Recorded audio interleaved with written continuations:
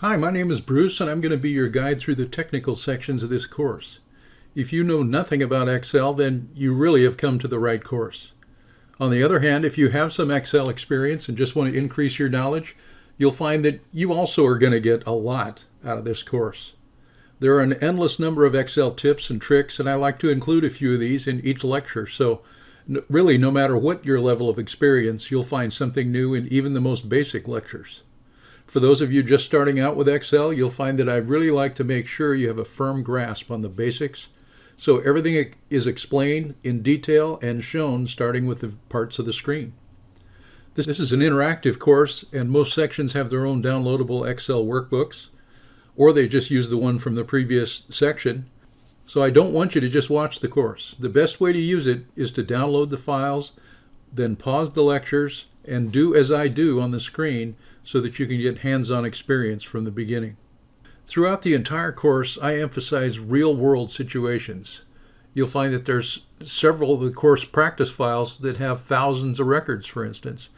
Too many times I've seen people learn methods during courses on little tiny files, and they get into bad habits that then cost them huge amounts of wasted time when they get back to work. To me, the mark of success with Excel is how quickly you can get your work done. There are many time-saving techniques I'm going to be emphasizing from the start, but all too often, when I look at people in offices, I see people that have lapsed into just scrolling endlessly with a mouse when a keyboard shortcut could do the same thing in a fraction of a second. Or they go back and forth between the mouse and keyboard because they're unaware of how to do something with the keyboard, or maybe they think they can't do something with the mouse. Or even worse, they just don't realize some of the amazing tools that Excel provides you, especially with this 2016 version, and they take a lot of steps they just don't have to. I'll remind you many times in the course that I want you to go slow to be fast.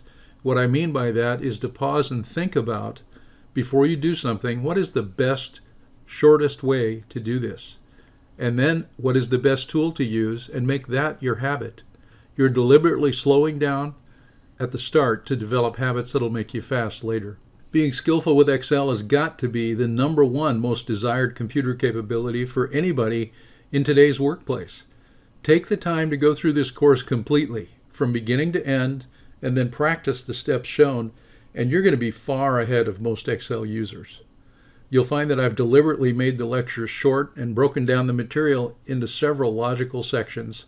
And I did this so that later you can use the course as a reference and easily find something when you're looking for a specific subject.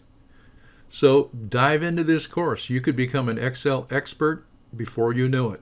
I'll see you in the first section.